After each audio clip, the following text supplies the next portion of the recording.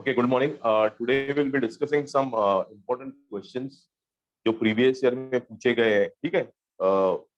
I'll start with certain match the following आते हैं. I mean, जैसे हम लोग अपने school level पे करते थे match the following, तो this will be also similar way. The difference is कि you just have to connect दोनों पार्ट सेंटेंस के आपको कनेक्ट करके एक मीनिंगफुल सेंटेंस बनाना है, लेकिन इसमें खाली फर्क ये रहेगा कि एक सेंटेंस एक से ज्यादा को कनेक्ट हो सकता है, ठीक है? तो जस्ट मैं सेंटेंसेस लिखता हूँ, कॉलम ए और कॉलम बी दोनों को आपको पैर बनाना है और उसको इसमें ऑप्शंस भी रहेंगे, ठीक है?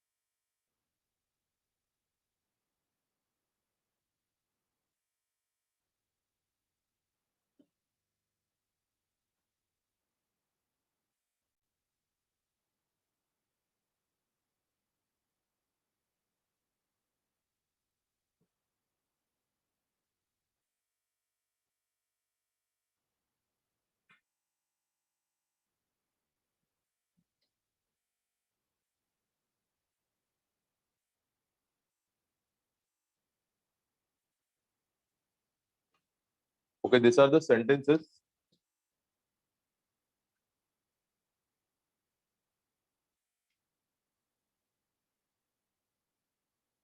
लिख लो, ये आपको पेयर फॉर्म करना है. I'll give the options.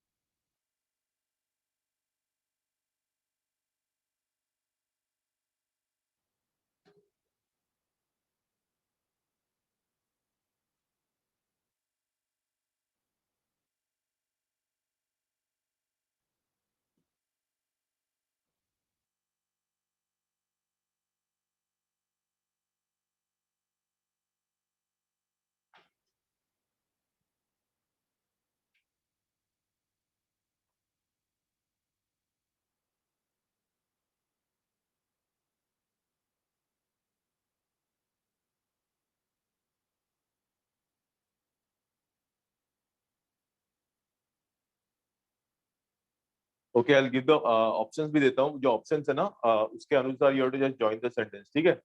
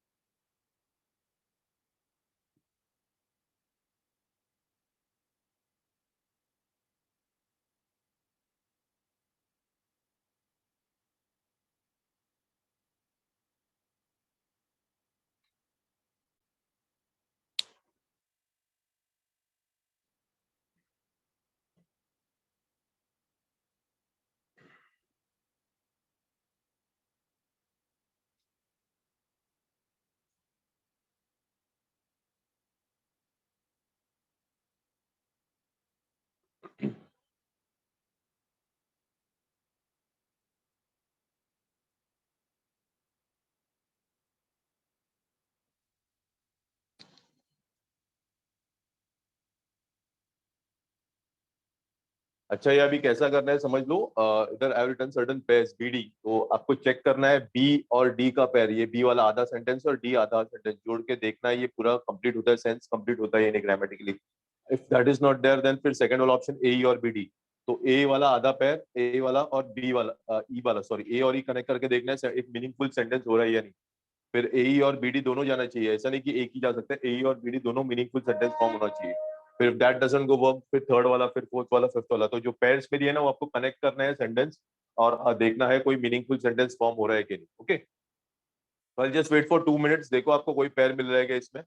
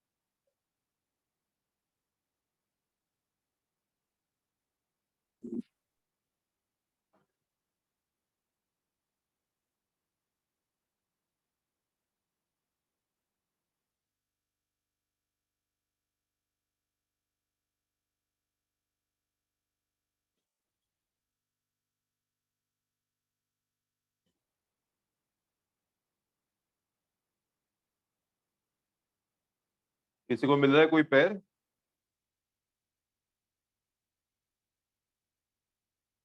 Logically try करो या फिर ग्रामेटिकली ट्राई करो, if you are able to connect, कोई भी सेंटेंस कनेक्ट हो रहा है लॉजिक देखो, नहीं तो फिर थोड़ा ग्रामर ट्राई करो, क्योंकि कुछ कुछ सेंटेंसेस लॉजिकली कनेक्ट होंगे, कुछ कुछ ग्रामेटिकली कनेक्ट हो सकते हैं।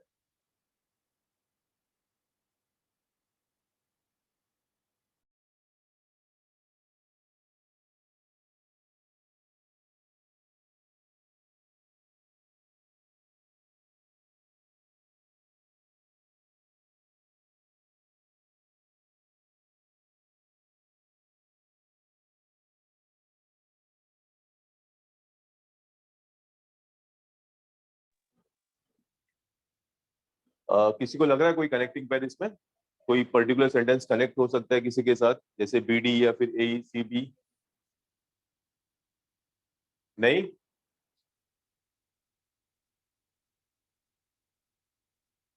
ओके चलो, व्हाट विल डू, एक एक चेक करते हैं। चलो पहला क्या है मेरा ऑप्शन, बी और डी। अच्छा, पहले पहले कुछ डिफिकल्ट वर्ड्स है उसमें। मैं पहले उसका मीनिंग बता देता। एफिकेसी डेटा का मतलब, एनीबॉडी? एफिकेसी डेटा क्या होता है? अच्छा, जब भी कोई ड्रग नया मेडिसिन लॉन्च होता है ना, तो उसका हम लोग रिलायबिलिटी चेक करते हैं ना, वो दवाई कितनी काम करती है पेशेंट के ऊपर या कोई पर्टिकुलर बीमारी के ऊपर, तो उसका रिलायबिलिटी चेक करते हैं, तो उसको बोलते हैं एफिकेसी डेटा, यानी उसका रिलायबिलिटी डेटा इन शॉर्ट, वो डेटा यानी वो दवाई कितनी कारीगर है वो बीमारी के लिए। देन और कुछ एप्रीहेंशन सुना है क्या? What is apprehension? एप्रीहेंशन का मतलब चिंता होता है, डाउट या फिर कंसर्न, डाउट या कंसर्न।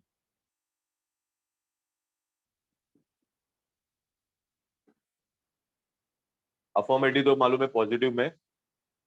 मिटिगेट का मतलब, to mitigate such concern. Mitigate का मतलब होता है रिजॉल्व करना उसको, वो जो कंसर्न चिंता का कारण है ना वो मिटाना, तो मिटिगेट का मतलब है समथिंग टू रिजॉल्व, यानी वो सॉल्व करना। कंसर्न का मतलब चिंता है तो वो रिजॉल्व करना, या फिर कम करना, वो कंसर्न कम करना। और कुछ बाकी तो सब ठीक है। अभी मैंने कुछ इंपॉर्टेंट वर्ड्स के मीनिंग्स दिए आपको, तो अभी देखो कुछ पेयर फॉर्म हो रहा है कि नहीं, कॉन्सेप्ट कनेक्ट करके देखो।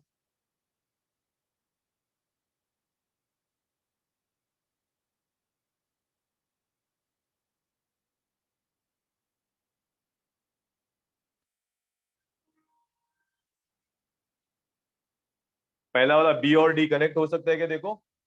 If there is already some degree of apprehension about the safety and efficacy of COVID-19 vaccines, the opaque nature of the approval process has done little to mitigate such concerns. कुछ common factor लग रहा है B और D में? Anything in common? ये B और ये सी में, बी और डी में कुछ कॉमन टर्म या कॉमन फैक्टर या कॉमन वर्ड कुछ है?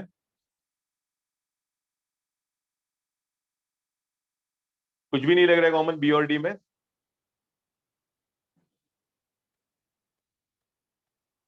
एक वर्ड कॉमन है, कौन सा वाला वर्ड कॉमन है मुझे बताओ बी और डी में?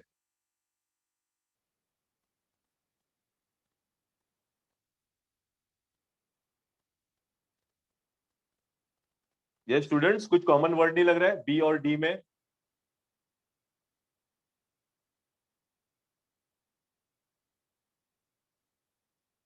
ये वाला वर्ड कॉमन नहीं लग रहा है? अभी मैंने इसके लिए तुमको मीनिंग भी लिखा है, इधर भी कंसर्न की बात की गई है और इधर भी कंसर्न, यानी इधर भी कुछ डाउट्स की बात की गई ना, तो बी और डी में समथिंग इज कॉमन। तो अभी मैं कनेक्ट करके देखता हूँ उसका मीनिंग, देखो क्या है। There is already some degree of apprehension about the safety and efficacy of कोविड-19 वैक्सीन। यानी जो कोविड-19 वैक्सीन जब लॉन्च किए ना, तो उसके सेफ्टी के ऊपर अभी भी डाउट है सबको, यानी they are not so confident कि ये दिस विल वर्क। तो ये सेंटेंस का मतलब क्या हो रहा है? अभी जो सॉरी वैक्सीन लॉन्च की है कोविड के लिए, तो लोगों के मन में उसके प्रति अभी तक कंसर्न है, उसके प्रति अभी तक डाउट है। ठीक है, ये मेरा पहला पार्ट है। और डी में क्या बोला गया? The opaque nature of the approval process is done little to mitigate such concern. Opaque का मतलब क्या होता है? Any idea? No sir. Yes, transparent सुना है आपने? Transparent, what is transparent? उसके ट्रांसपेरेंट यानी जिसके आर पार दिखता है तो उसको हम लोग ट्रांसपेरेंट बोलते हैं। ओपेक यानी जिसके आर पार हम लोग नहीं देख सकते। जैसे कोई विंडो है तो विंडो बंद रहेगी तो ओपेक होगी, हम लोग बाहर की चीजें नहीं देख सकते ना। लेकिन अगर वही विंडो कांच की रहेगी तो हम लोग बाहर की देख सकते हैं, तो उसको हम बोलते हैं ट्रांसपेरेंट। और अगर वो विंडो लकड़ी की रहेगी तो we can't see the out, बाहर की चीजें नहीं दिखती है, तो उसको बोलते हैं ओपेक। ठीक है, तो उसका मतलब देखो क्या हो रहा है, बी और डी अगर आप कनेक्ट करोगे तो उसका मीनिंग क्या हो रहा है? If there is already some degree of apprehension about the safety and efficacy of the COVID, यानी लोगों के मन में ऑलरेडी कुछ तो है, वो जो कोविड-19 के वैक्सीन से उसके उसके उसके लिए उनके मन में डाउट है। और the opaque nature of the approval process done little to mitigate, यानी जो अप्रूवल हुआ ये सब कोविड-19 वैक्सीन का जो अप्रूवल हुआ ना, उसका अप्रूवल था ओपेक, था ओपेक यानी ट्रांसपेरेंट। ट्रांसपेरेंसी नहीं रखा था गवर्नमेंट ने, ट्रांसपेरेंसी नहीं रखा था यानी गवर्नमेंट ने लोगों को पता नहीं लगने दिया। तो if there is already some degree of concern about the safety and efficacy of the COVID-19, the opaque nature of the approval process done little to mitigate such concern। यानी इसका कनेक्शन क्या हो रहा है? मीनिंग लोगों के मन में जो डाउट है, किसके लिए? कोविड-19 के वैक्सीन के लिए जो डाउट है, तो वो डाउट मिटाने के लिए, रिजॉल्व करने के लिए कुछ भी किया नहीं गया। इधर लिखा है ना little to mitigate such concern, तो गवर्नमेंट की तरफ से वो डाउट मिटाने के लिए कुछ भी नहीं किया गया है। तो ये बी और डी सेंस बैठ रहा है या नहीं बैठ रहा है? बोलो अभी, सेंटेंस फॉर्म हो रहा है या नहीं फॉर्म हो रहा है बी और डी का? हो रहा है ना? तो that's why I will go with this. अगर वो बात समझ में नहीं आ रहा, थोड़ा कॉम्प्लिकेटेड लग रहा है, तो try to find the simple words. Apprehension का अगर मुझे मीनिंग मालूम है, इसका भी मतलब कंसर्न है और इधर भी कुछ कंसर्न की बात की गई है, तो डेफिनेटली ये और ये कनेक्ट हो जाएगा। दैट मीन्स मेरा बी और डी हो सकता है, लेकिन this is not my final answer, मुझे अभी आगे भी चेक करना होगा। ठीक है, सेकंड ऑप्शन क्या है? एई और बीडी, तो उसमें से बीडी हम लोग ने ऑलरेडी चेक किया है, अभी क्या बाकी है चेक करना? एई। तो अभी एई देखो ग्रामेटिकली कुछ है क्या उसमें? एई में सेम थिंग, ए और ई में एक सिंपल सा थिंग है, अगर आप जरा ध्यान से पढ़ोगे तो शायद पकड़ में आ जाएगा। देखो कुछ है कॉमन ए और ई में, जैसे इसमें हम लोग ने कंसर्न और इधर भी कंसर्न पकड़ा ना, वैसे कुछ सिमिलर है ए और ई में। Did not. Yes, very good, did not. इधर भी डिड नॉट बोला गया है और डिड नॉट। ठीक है, यानी दोनों नेगेटिव है। और एक दूसरा इंपॉर्टेंट इधर एक कंजंक्शन है, एंड। मैंने आपको प्रीवियस लेक्चर्स में भी बोला था, अगर एंड यूज करते हैं ना तो दोनों साइड का थिंग सेम होता है, like is smart and tall. तो स्मार्ट भी एक पॉजिटिव थिंग होगी और टॉल भी एक पॉजिटिव थिंग होगी। या फिर इज लेजी एंड माइजर यानी कंजूस, तो लेजी भी नेगेटिव थिंग होगी और माइजर भी नेगेटिव थिंग होगी। तो एंड का स्पेशल थिंग क्या है? एंड जब दोनों साइड जोड़ता है ना, दोनों इधर पॉजिटिव पॉजिटिव होता है या दोनों नेगेटिव नेगेटिव होता है। तो इसमें देखो, इसमें भी एंड है और दोनों तरफ नेगेटिव नेगेटिव वर्ड यूज किया है, तो ये कॉमन फैक्टर हो गया कि नहीं? वो सेंटेंस हम लोग बाद में कनेक्ट करके देखेंगे, लेकिन पहले ऐसी चीजें पकड़ में आनी चाहिए आपको। देखते ही इधर भी डिड नॉट है, इधर भी डिड नॉट है, तो ये दोनों कनेक्ट हो सकते हैं। जैसे इधर कंसर्न था, इधर कंसर्न था, इसलिए मुझे हिंट मिला कि ये दोनों कनेक्ट हो सकता है। करेक्ट। अब इसमें भी डिड नॉट है और इसमें भी डिड नॉट है, तो मैं वो कनेक्ट हो सकता है, पक्का नहीं है, लेकिन अभी मैं कनेक्ट करके देखूंगा। तो देखो उसका मतलब क्या हो रहा है, regulator did not wait for sufficient safety and efficacy data to be collected. Regulator ने जो लोग ने जो कोविड वैक्सीन का लॉन्च किया ना, वो लोग रुके नहीं, किसके लिए नहीं रुके थे, सफिशिएंट सेफ्टी के लिए लेने, यानी उन्होंने जल्दबाजी में लॉन्च कर दिया। वो लोग ने पीपल की सेफ्टी का सोचा नहीं और वो लोग ने जल्दी में वो लॉन्च कर दिया। और इधर क्या बोला, and did not share information, वो लोग ने सेफ्टी का भी ख्याल नहीं रखा और लोगों के साथ इंफॉर्मेशन भी शेयर नहीं किया इसके ट्रायल्स का। तो कनेक्शन मिल रहा है ना इसमें भी, दोनों नेगेटिव बात हो रही है, डिड नॉट yes, और एंड भी है। ओके, तो द थिंग इज क्या, देखो मैं वापस उसका कनेक्शन बता रहा हूँ। The regulator did not wait for sufficient safety and efficacy data to be collected. Regulator कौन होता है, गवर्नमेंट हो सकता है या जो वैक्सीन लॉन्च कर रहा है वो। तो वो दो चीज, वो किस चीज के लिए नहीं रुका, वो लोगों का सेफ्टी का ध्यान नहीं रखा, and they did not share the information. और जो उसके कोई भी ड्रग लॉन्च करने के लिए ट्रायल लेते हैं, पता है ना, डायरेक्ट ह्यूमंस पे लॉन्च नहीं करते। अभी कोविड वैक्सीन भी जब लॉन्च किया ना, वो पहले एनिमल्स पे टेस्ट करते हैं, बाद में उसका रिजल्ट शेयर करते हैं और बाद में वो लॉन्च करते हैं पीपल में, सो पीपल को कॉन्फिडेंस आना चाहिए। तो उन्होंने वो भी नहीं किया, उन्होंने वो जो क्लिनिकल ट्रायल्स का था ना, जो ट्रायल लिया वो ड्रग का, उसका भी इंफॉर्मेशन शेयर नहीं किया, ग्रांटिंग अप्रूवल। तो ये जा रहा है ना अभी, सेंटेंस का मीनिंग समझ में आया। सेंटेंस का मीनिंग सब दो स्टेप्स, एक तो पहले डोंट डायरेक्टली, हम लोग कभी सेंटेंस का मीनिंग नहीं देखते, पहले कुछ कॉमन फैक्टर पकड़ते हैं, बाद में वो कॉमन फैक्टर अगर लग रहा है कि वो कॉमन फैक्टर है, जैसे इसमें कंसर्न और कंसर्न था, तो ये मुझे कॉमन कुछ दिखा, इसके बाद में हम लोग कनेक्ट करते हैं। ठीक है, तो पहला देखो कि कुछ कॉमन टर्म्स, दोनों फैक्टर्स, दोनों सेंटेंस में कुछ कॉमन थिंग पकड़ में है। तो दो थिंग्स इसमें इसमें मुझे कॉमन पकड़ में है, कंसर्न कंसर्न, तो ये बीडी का पैर मिल गया। और इसमें डिड नॉट दोनों नेगेटिव है, तो ये पकड़ में है। ठीक है, तो ये मेरा हो गया। अभी इसके बाद मुझे कौन सा ऑप्शन चेक करना चाहिए, बोलो आप। last तीनों करूं या कोई एक करूं इसमें से, लॉजिकली सोचो। last वाला। फिफ्थ यस, वाला। वेरी गुड, खाली मुझे लास्ट वाला ही चेक करना पड़ेगा क्योंकि इसमें एईपीडी है, इसमें भी एईपीडी है, और खाली बीएफ एक्स्ट्रा है ना, बाकी का सवाल ही नहीं हो रहा है। तो खाली I will not waste my time, exam में मैं ये दोनों पे वेस्ट नहीं करूंगा क्योंकि मेरे पास एईपीडी, ये तो मेरा आंसर है ही। तो एईपीडी वाला जो ऑप्शन, और कौन सा बचा है, एईपीडी और बीएफ, तो ये वाला ही ऑप्शन मैं चेक करूंगा, ये दो पे मैं टाइम वेस्ट नहीं करूंगा। समझ में आया। तो बीएफ देखो अभी, if there is already some degree of concern about the safety and efficacy of COVID-19 vaccines, made assumptions B और F। कनेक्शन हो रहा है नहीं हो रहा है, रीजन सिंपल सा रीजन है, वापस देखो, बेसिक रीजन है, ग्रामर का बहुत बेसिक सा रीजन है। बी और एफ का बात कर रहा हूं मैं। If there is already some degree of apprehension about the safety and efficacy of COVID-19 vaccines, made assumptions about increasing rates of technological progress is very reasonable।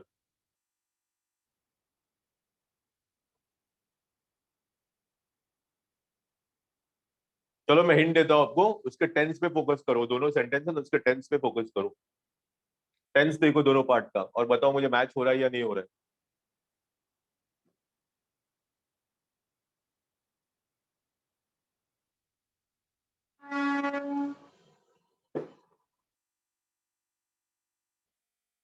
Still no answers. Okay, देखो पहले वाले में hint word देखो, इसमें क्या use किया है, is use किया है। ठीक है, इसके साथ नॉर्मली वर्ब का कौन सा फॉर्म यूज होता है, एनी आइडिया, इस जब आता है ना तब उसके साथ वर्ब का कौन सा फॉर्म यूज होता है। इसके साथ कोई भी सेंटेंस बनाओ ना, ही इज क्या बोलेंगे, ही इज प्लेइंग बोलेंगे, ही इज प्ले बोलेंगे, ही इज प्लेड बोलेंगे, कौन सा वाला, which one is correct. He is playing, he is play या he is played. Playing. Playing. तो दैट मीन नॉर्मली जब भी इज आता है ना, तो उसके बाद हम लोग हमेशा वर्ब का फोर्थ फॉर्म यूज होता है ना, जैसे प्लेइंग का मैंने एग्जांपल लिया, I write it over here, V1 V2 V3 V4। ठीक है, मेरा प्ले हो गया फर्स्ट फॉर्म, प्लेड, प्लेड और प्लेइंग। ठीक है, दैट मीन जब भी इज आएगा तो उसके बाद हमारा फोर्थ, ये फोर्थ फॉर्म आता है ना, तो इधर इज है और इधर वर्ब कौन सा यूज किया, देखो मेड। ये कौन सा फॉर्म हो गया, मेक होता है, मेड, मेड, और फोर्थ फॉर्म क्या होगा, मेकिंग। करेक्ट ना। मेकिंग। हाँ, तो इधर अगर इज है तो इधर कौन सा वर्ड आना चाहिए था, making मेकिंग आना चाहिए मेकिंग। था ना। हाँ, क्योंकि इसके साथ हमेशा फोर्थ फॉर्म जाता है, तो दैट्स व्हाई इसके साथ बिफोर जाता है, मुझे पता है, लेकिन इसके साथ तो इधर मेड है, तो ये जाएगा सेंटेंस, नहीं जाएगा ना, no नो। नहीं जाएगा, तो that's why this will get deleted. ये समझ में आया सब लोगों को। तो मेरा राइटफुल ऑप्शन अभी यही है, ये दो पे मैं टाइम वेस्ट नहीं करूंगा। समझ में आया? मैं रिपीट करूं वापस? You want me to repeat this? थोड़ा थोड़ा टेढ़ा टॉपिक है, you want me to repeat? तो मैं रिपीट करता हूँ वापस, क्यों कनेक्ट हुआ क्यों नहीं कनेक्ट हो रहा है। बोलो रिपीट करूं या प्रोसीड करूं आगे? कनेक्शन समझ में आया सब लोगों को, या कोई पर्टिकुलर पार्ट मुझे, if you want me to explain once again?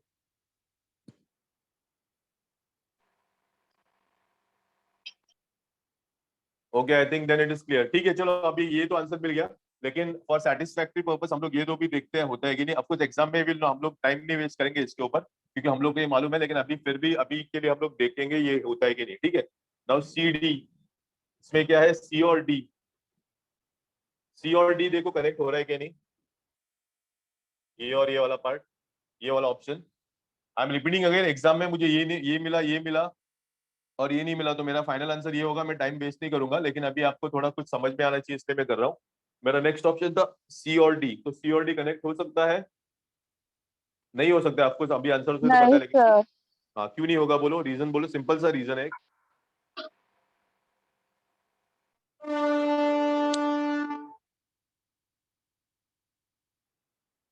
अच्छा, ये जो वर्ड है ना अफर्मेटिव, अफर्मेटिव का मतलब क्या होता है बोलो? अफर्मेटिव का मतलब, अफर्मेटिव नहीं सुना है? अफर्मेटिव का मतलब पॉजिटिव होता है। ये आई आस्क्ड हिम, कभी कभी बोलते हैं ना, I asked him and he answered me in the affirmative, यानी उसने हाँ में जवाब दिया। अफर्मेटिव का मतलब पॉजिटिव होता है, ठीक है। तो दैट मींस ये जो सेंटेंस है ना, if the answers to those questions are affirmative, ये कुछ पॉजिटिव नोट पे एंड हो रहा है, ये कुछ पॉजिटिव नोट पे एंड हो रहा है। और अगर मैं डी वाला देखूं, तो डी वाला देखो पॉजिटिव है या नेगेटिव सेंटेंस लग रहा है आपको? डी अगर पढ़ोगे तो उसमें पॉजिटिव सेंस आ रहा है या नेगेटिव सेंस आ रहा है? The opaque nature of the approval process has done little to mitigate such concerns. Negative. Negative आ रहा है, क्योंकि इसमें क्या बोला, इट हैज डन लिटिल, यानी बहुत कुछ, बहुत कम किया है, वो कंसर्न सॉल्व करने के लिए बहुत कम किया है, यानी जितना चाहिए था। हम लोग बोलते हैं he has done very little in the exams, यानी उसने बहुत कम एफर्ट डाला है, तो उसका भी मतलब वही हो रहा है। The opaque nature of the approval process has done little, इधर जो वर्ड है हैज डन लिटिल, यानी बहुत कुछ कम किया है ये कंसर्न हटाने के लिए। तो ये कॉम्बिनेशन नहीं बैठ रहा है, क्योंकि देखो ये जो पहला वाला सेंटेंस है ना, सी और डी, वो पॉजिटिव नोट पे एंड हो रहा है। If the answers to this questions are affirmative, यानी अगर इन सवालों का जवाब हाँ में है, तो गवर्नमेंट ने बहुत कम किया है। तो ये सेंस बिल्कुल नहीं बैठ रहा ना, क्योंकि ये पॉजिटिव कुछ सेंस दे रहा है और ये नेगेटिव कुछ सेंस दे रहा है। समझ में आया? तो ये सीडी नहीं जाएगा। बीएफ, बीएफ तो नहीं जा रहा, हम लोग ने ऑलरेडी देखा ना, सॉरी। ए ही जाएगा, ए ही भी दिया है ना, कौन सा बचा है फिर? CF, CF is also done I think. CF किया हम लोग ने चेक, सीएफ जाएगा क्या बताओ मुझे, सी और एफ। एक ऑप्शन हम लोग चेक करते हैं, लास्ट वन, सी और एफ जा सकता है? सी और एफ नहीं जाएगा, क्योंकि एक रीजन है जो रिपीटेड है। कौन सा वाला रिपीट? हम लोग ने वो रीजन अभी डिस्कस किया। देखो सी और एफ का रीजन, अभी अभी अभी यही लेक्चर में हम लोग ने 10 मिनट पहले वही रीजन डिस्कस किया था।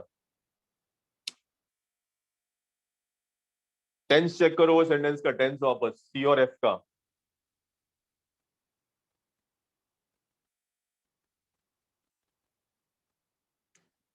इधर कौन सा वर्ड यूज किया है? सी में आर, आर के साथ कौन सा फॉर्म जाता है वर्ब का?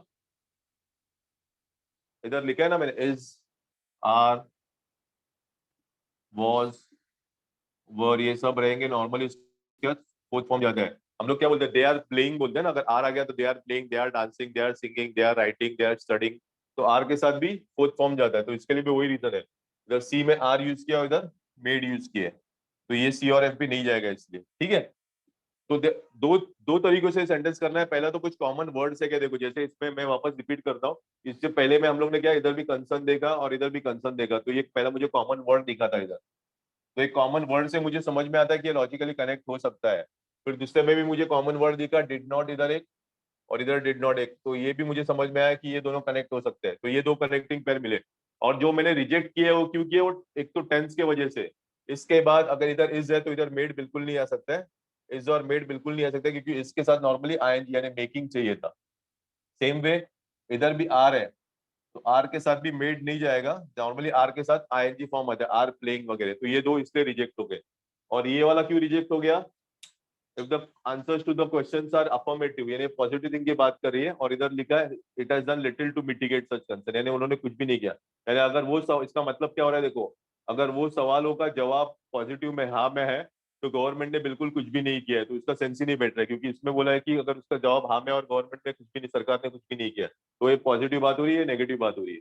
तो मेरा final answer will be A and B D. Okay, तो दो तीन थिंग्स का, या ये थोड़ा कॉम्प्लिकेटेड टॉपिक है, लेकिन दो तीन चीज हम लोग थोड़ा ध्यान रखेंगे। एक तो टेंस चेक करो, पहला टेंस चेक करो, बाद में कुछ कॉमन टर्म्स है क्या चेक करो, और सेंस पकड़ लो। तो ये दो तीन थिंग्स करेंगे तो ये बहुत इजी बन जाएगा, ठीक है। I hope this is clear. Any doubts in this? No. Okay.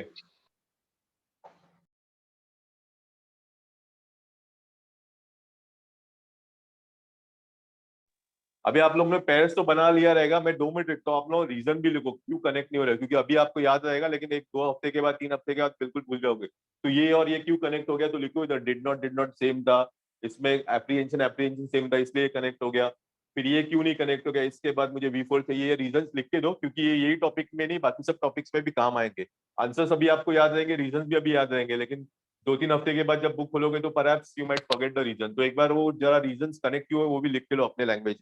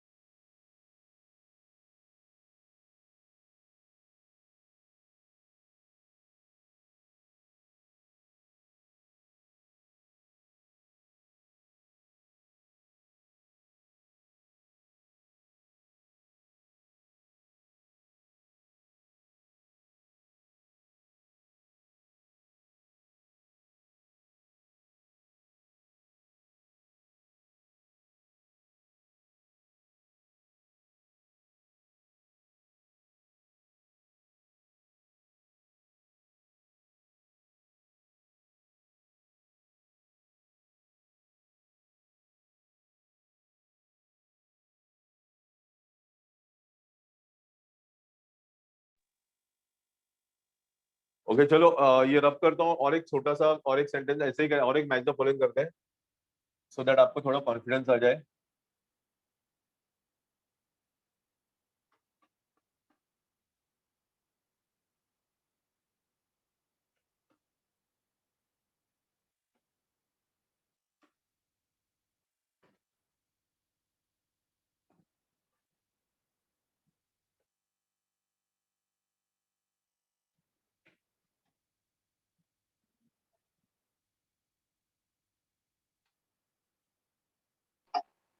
Sir ये एक्चुअली मुझे ना लेट हो गया है ज्वाइन होने में, तो आप बताएंगे मतलब ये कौन सा टॉपिक है ग्रामर ये का? मैच द फॉलोइंग है, ये IBPS में इंट्रोड्यूस किया गया 3 साल पहले, 3-4 साल पहले से, ठीक है। और एक करता हूँ मैं, तो आपको भी आइडिया आ जाएगा, ठीक है।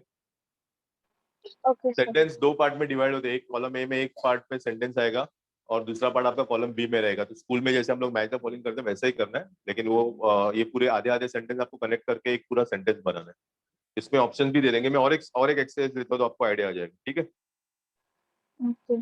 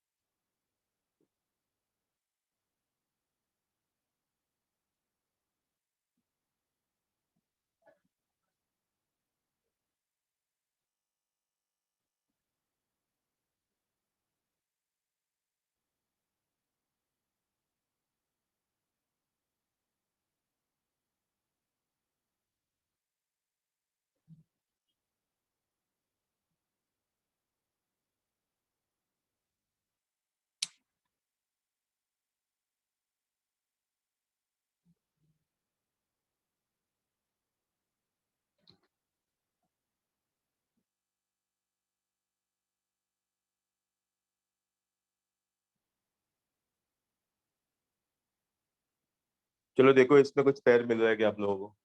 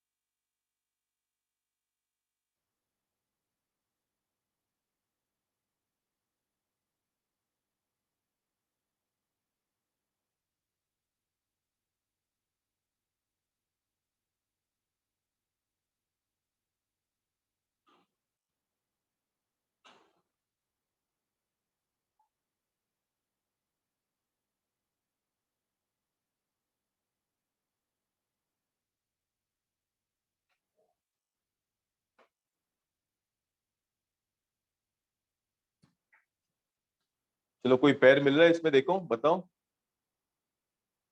थोड़ा ग्रामर थोड़ा लॉजिक यूज करके।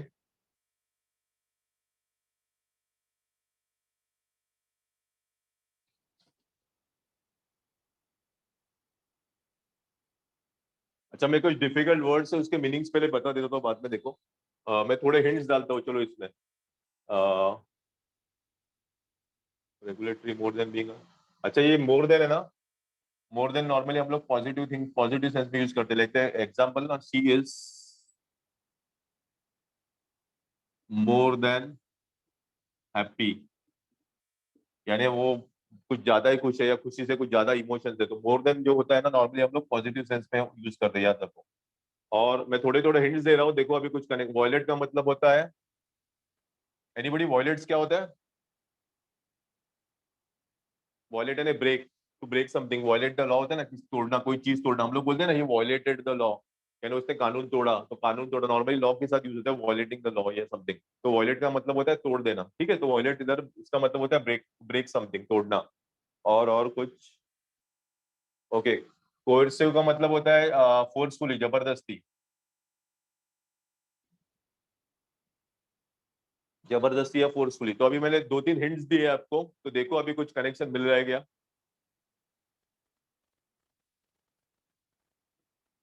इसका मतलब टू ब्रेक। सीडी। सॉरी, बोलो वापस। सीडी। सीडी मिल रहा है, पैर मिल रहा है, ओके। लेकिन सीडी मिलेगा तो सीडी नहीं चलेगा, क्योंकि अगर सीडी मिलेगा ना तो आपको इसका बीएफ, ये पूरा चले देना चाहिए। सीडी ये बीएफ लगेगा, या फिर सीडी और बी दोनों लगेंगे, पूरे लगेंगे, एक ही नहीं जा सकता है ना।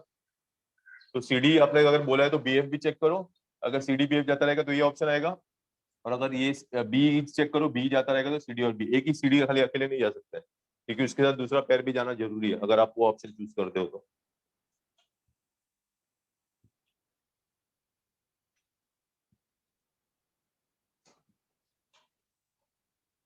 अच्छा, बी और डी जाएगा, देखो लेट्स डिस्कस दिस। बी और डी है ना, पहला मेरा बी और डी, ये वाला जाएगा या नहीं जाएगा? बोलो, सिंपल रीजन है।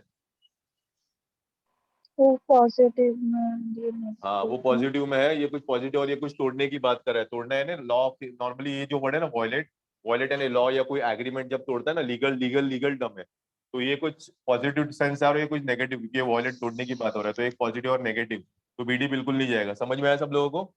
तो ये नहीं जाएगा, दैट मीन्स ये वाला जो बीडी वाले ऑप्शन है सब डिलीट कर दो, ये वाला भी बीडी है ना, तो ये भी नहीं जाएगा। तो ये दो ऑटोमेटिकली डिलीट हो गए। थर्ड ऑप्शन चेक करो, C D, the coercive attempt to falsify a study participant claims and intimidate him or her, C और D ना violates the agreed। तो नेगेटिव सेंस आ रहा है या पॉजिटिव सेंस आ रहा है सी डी में? बोलो, सी और डी में नेगेटिव आ रहा है ना, क्योंकि इधर कोएर्सिव का मतलब जबरदस्ती, यानी उसकी मन, उसका मन नहीं है तो भी कुछ फोर्सफुली करना, उसको करवाने को लगाना। तो एक नेगेटिव कॉन्सेप्ट है, जबरदस्ती किसी से कुछ करवा रहे हो। और इधर भी लॉ तोड़ने की बात हो रही है, तो इधर भी नेगेटिव कॉन्सेप्ट आ रहा है, इधर भी नेगेटिव कॉन्सेप्ट आ रहा है, ठीक है। तो ये पॉसिबली हो सकता है, सी और डी हो सकता है। तो ये मैं कंसिडर करता हूँ कि हो सकता है ये, ठीक है। तो अभी ये मैं डिलीट नहीं कर रहा ऑप्शन, तो मैं उसका नेक्स्ट ऑप्शन चेक करूंगा, बी और एफ। ये अभी तक मैंने फाइनलाइज नहीं किया है। अभी बी और एफ देखो, बताओ बी और F. More than being a scientific मतलब impression that they are not independent, होगा?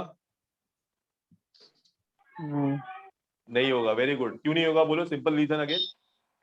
नॉट। हाँ, इधर नॉट है, तो नॉट इंडिपेंडेंट यानी वो खुद के पैरों पे खड़ा नहीं रह सकते, खड़ी नहीं रह सकती, जो भी है। इधर एक नेगेटिव कॉन्सेप्ट का बात हो रहा है और इधर एक पॉजिटिव, तो बी और एफ नहीं होगा। तो बी और एफ नहीं होगा, दैट मीन्स ये सी डी मेरा हो सकता था, लेकिन बी एफ नहीं हो रहा है, इसलिए पूरा ऑप्शन रूल आउट हो गया। समझ में आया ना? ये मेरा पॉसिबली हो सकता था, आई एम नॉट श्योर, लेकिन ये डेफिनेटली नहीं होगा। तो दैट मीन्स ये पूरा मेरा ऑप्शन चला जाएगा। तो तीन ऑप्शन चले गए, अभी मैं फोर्थ वाला ऑप्शन चेक करूंगा, A E. This regulatory bodies and committees have remained silent, और ई क्लिनिकल ट्रायल्स। सिंपल सा रीजन है, देखो ए ही हो सकता है, नहीं सकता, जो भी है आंसर, उसके लिए एक छोटा सा सिंपल सा रीजन है, जो सब लोग को पता है, हम लोग को, लेकिन वो एंड टाइम पे बराबर मुंह पे नहीं आता है। सब लोग को रीजन पता है।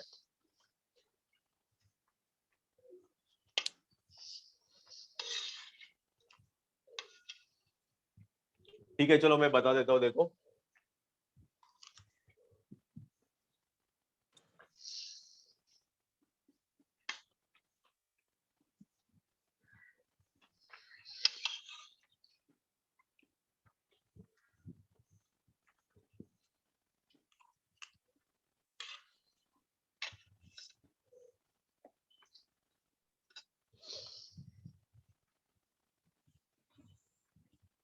मैंने 2 सेंटेंस लिखे हैं, दोनों ग्रामेटिकली करेक्ट है या रॉन्ग है बोलो मुझे। You should listen your parents, he was angry his friend, गलत है?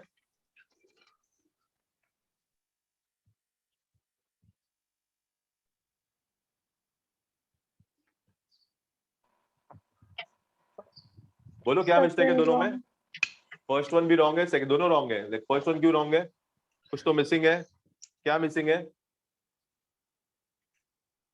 You should listen your parents या कुछ और आना चाहिए वर्ड, सोचो।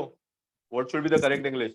You should listen to your parents. Yes, very good. Listen के साथ हमेशा टू आता है, you should listen to your parents होता है ना, यू शुड लिसन कभी होता नहीं है। और सेकंड में he was angry his friend, On his friend. On his on friend. On नहीं विथ होता है। एंग्री के साथ नॉर्मली हम लोग विथ या एट यूज करते हैं, ठीक है? तो एंग्री विथ हिज फ्रेंड। तो एक्चुअली ये वर्ड्स है ना, क्यों ये सेंटेंस गलत था? क्योंकि इसमें प्रेपोजिशन मिसिंग था ना। प्रेपोजिशन होता है कुछ कुछ वर्ड्स के साथ, अगर प्रेपोजिशन नहीं डालेंगे ना तो उसका सेंस कंप्लीट नहीं होता है। तो इसलिए ये सेंटेंस हम लोग को गलत लग रहा था, क्योंकि जब भी लिसन आता है ना, लिसन के साथ हमेशा टू यूज करते हैं, और एंग्री के साथ विथ आता है या एंग्री एट आता है। विथ हमें नॉर्मली पर्सन के साथ आता है, और कोई सिचुएशन रहेगा ना, like he was angry at his friends behaviour, अगर मैं बिहेवियर की बात करूंगा ना तो इधर एट आएगा, angry at his friends behaviour. और अगर किसी आदमी इंसान की बात कर रहा हो तो विद आएगा, ठीक है? तो ये डेफिनेटली वैसा ही है। तो अभी पहला वाला सेंटेंस कनेक्ट करने को देखो, ये जो मैंने लॉजिक बताया ना आपको, ये दोनों सेंटेंस का, तो पहले वाले सेंटेंस को कनेक्ट करने को देखो। देखो वो लॉजिक इसमें कुछ मिसिंग है या फर्स्ट सेंटेंस में? अगर आप ए और कौन सा देख रहे थे, ए और ई कनेक्ट कर रहे हो तो कुछ मिसिंग है बीच में, जैसे उसमें कुछ मिसिंग था।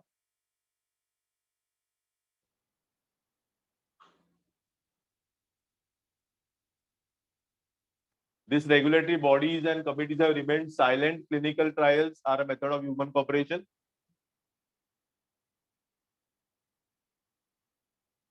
अच्छा ये बोलो चलो। All the politicians were silent the issue. बराबर है ये? All the politicians were silent the issue. Correct है या कुछ एरर है इसमें?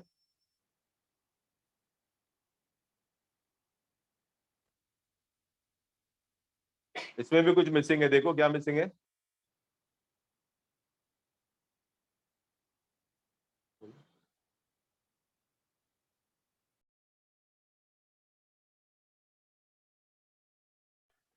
All the politicians were silent the issue नहीं होता, either it should be silent on the issue और साइलेंट ओवर द इशू ना। कभी साइलेंट के साथ भी प्रेपोजिशन लगता है, साइलेंट के साथ जब भी हम लोग यूज करते हैं ना, like he was silent on that matter, तो जब भी हम लोग साइलेंट यूज करेंगे ना उसके इधर ऑन या ओवर प्रेपोजिशन लगेगा। समझ में आया? तो वो इधर मिसिंग था ना, देखो इधर, this regulatory bodies and committees have remained silent, फिर बाद में डायरेक्ट क्लिनिक सब्जेक्ट है, silent on the clinical trials और silent over the clinical trials होना चाहिए ना।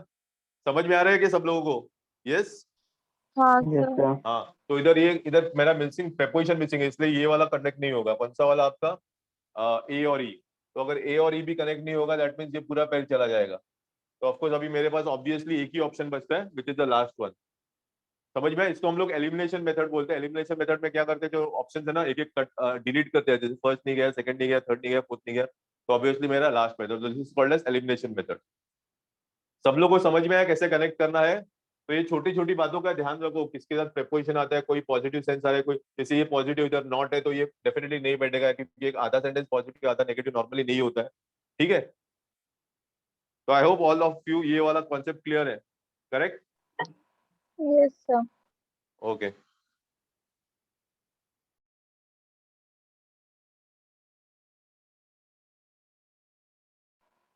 सर ये एक सेंटेंस है दूसरे सेंटेंस से मिलते हैं क्या? जैसे एक सेंटेंस कंप्लीट हुआ तो हम दूसरे से मैच करते तो इन्हें दूसरे से वो कंटिन्यू होता है क्या हाँ सेंटेंस? कंटिन्यू होना चाहिए। जैसे अभी सपोज मेरा बी और अभी यही पैर बचा ना बी, तो ये कंटिन्यू होना चाहिए। More than being a scientific methodology, clinical trials are a method of human cooperation. तो ये और ये एक सेंटेंस जब पूरा बैठ रहा है, ये आपका आधा पार्ट और ये आधा पार्ट, बी का बी में आधा पार्ट है और ई में आधा पार्ट है, तो जब आप वो जोड़ोगे ना तो सेंटेंस पूरा कंप्लीटली बैठेगा एक दूसरे में, ठीक है? Okay sir.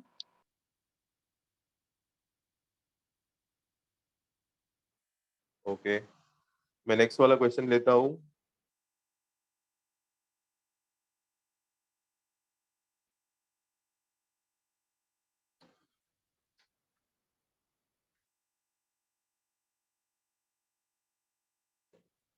ओके, कुछ फिलर्स करते हैं हम लोग।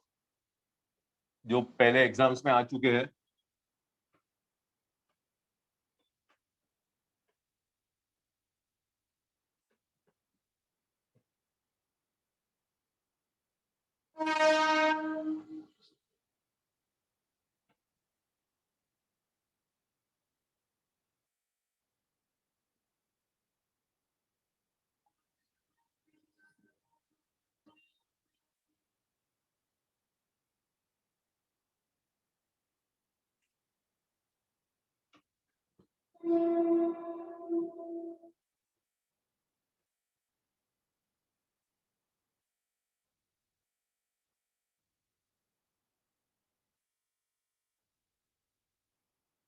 ओके, ये जो फिलर्स है वो पहले आ चुके एग्जाम में, तो let's try to do this. कैसे करते हैं देखो।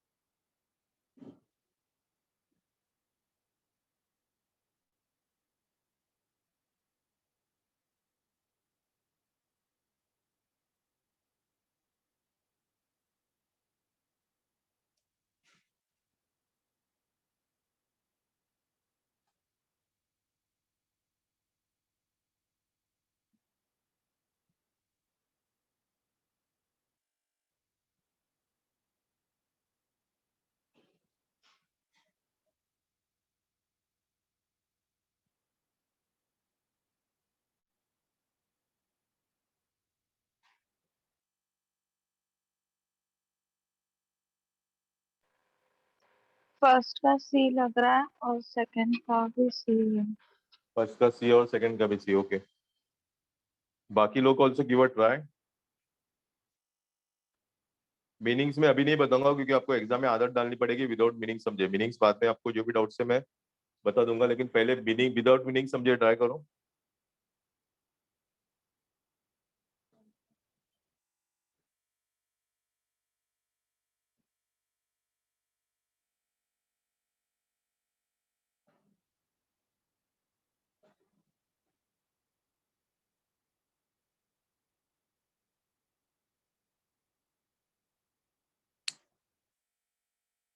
Others give a try.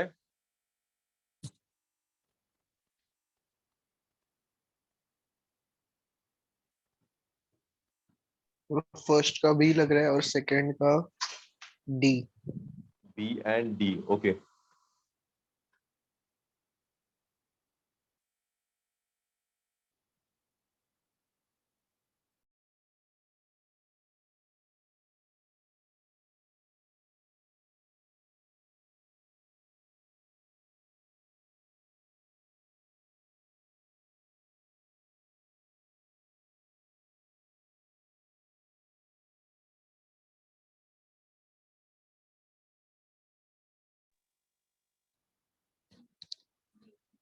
Only two answers.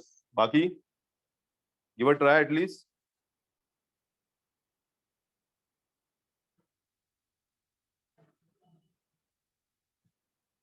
अच्छा, इसमें एक सिंपल लॉजिक है. इसमें वर्ड्स बहुत सारे जो नहीं पता रहेंगे.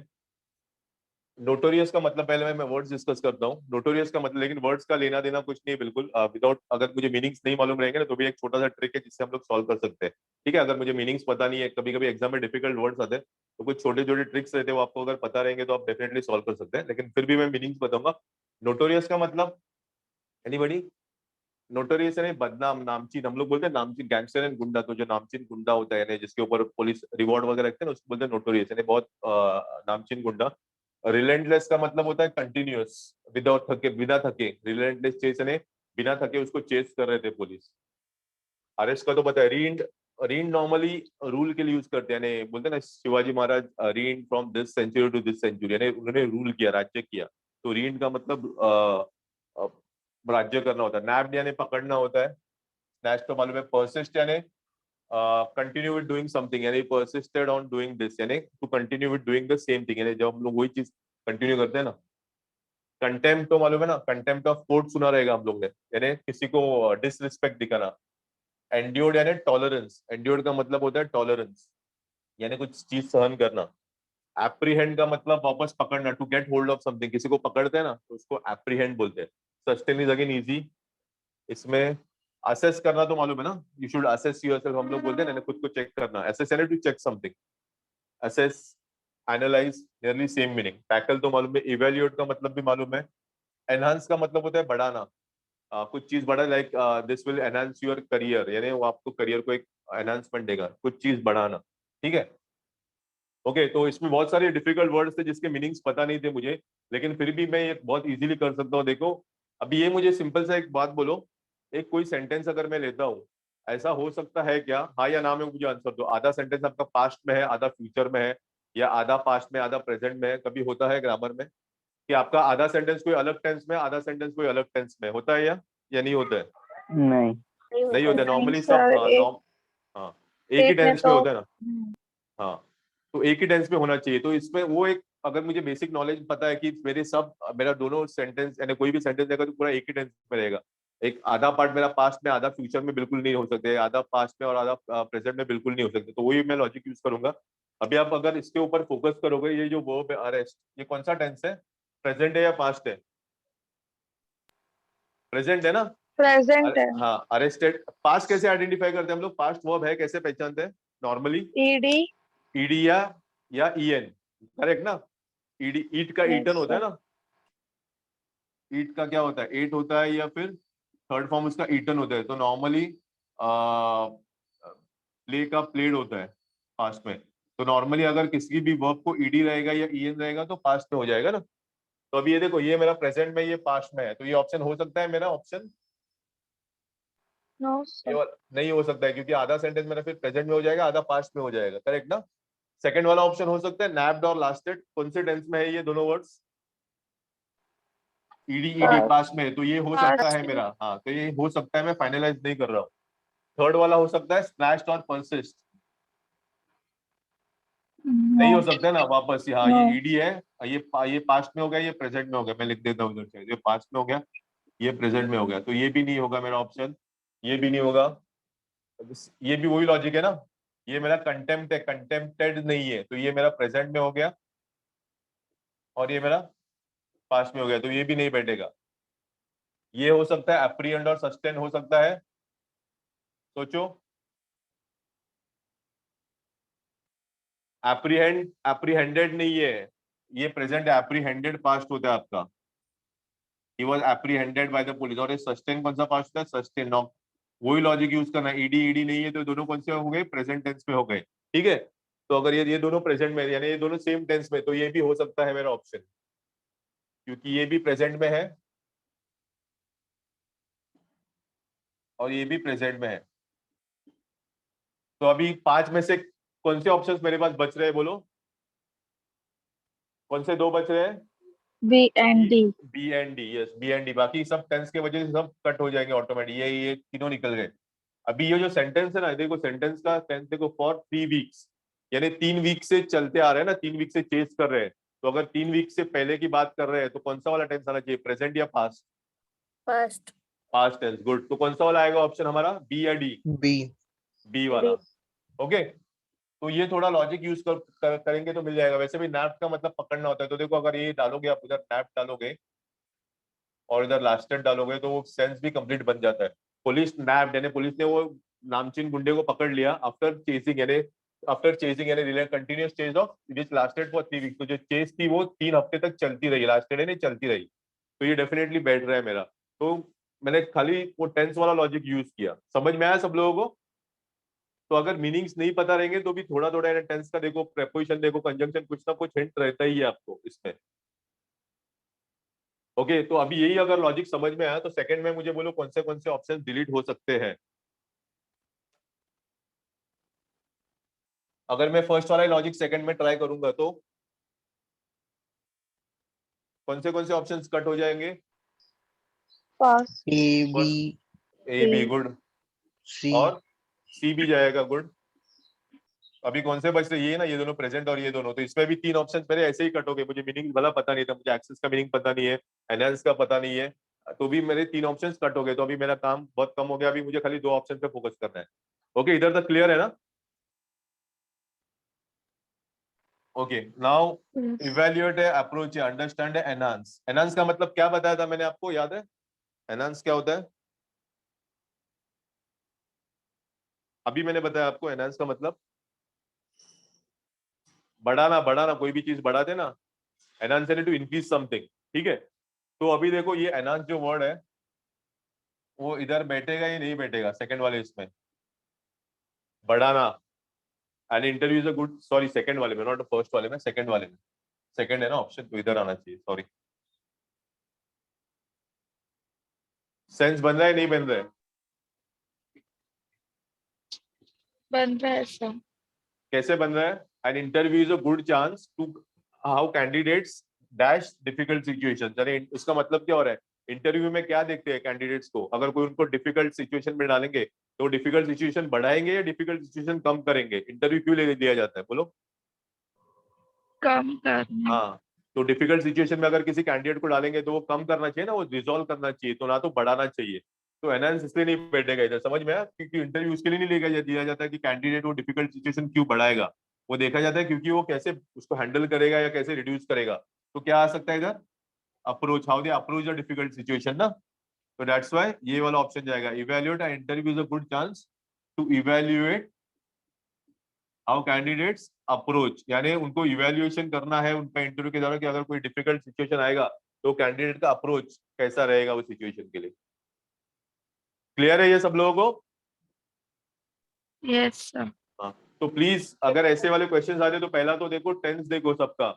अगर टेंस दोनों मैच नहीं हो रहे तो पहले वो डिलीट कर दो, तो आपका काम और आसान हो जाएगा। तो एक पेपर में डिफिकल्ट वर्ड्स देके घबराओ मत, पहले टेंस पे फोकस करो, आपके आधे ऑप्शन तो ऐसे निकल जाएंगे उसमें। Okay okay, next question.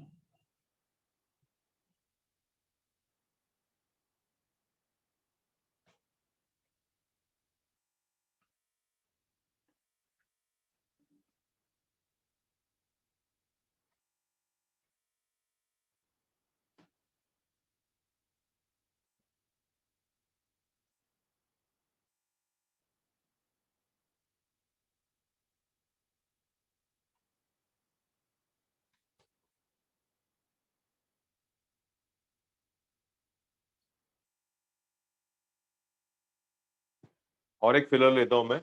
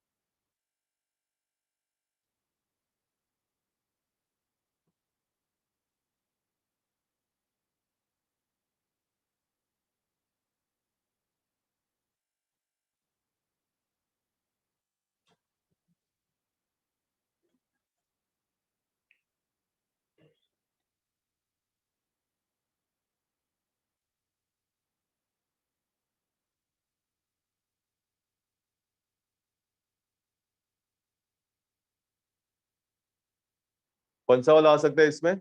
अच्छा, कौन सा वाला आने से अच्छा कौन सा वाला डिलीट हो सकता है, पहले बताओ मुझे। सेकंड। सेकंड वन डिलीट हो जाएगा, यस, क्योंकि ये पास्ट में और ये प्रेजेंट में, एक तो डिलीट हो जाएगा, तो अभी मेरे पास 4 ही बचे। तो अभी देखो जरा कौन सा जाएगा इसमें।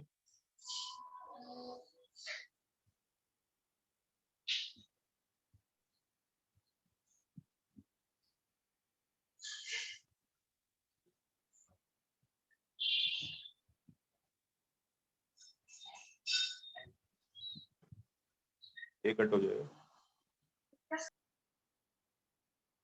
कौन सा वाला जा सकता है इसमें? और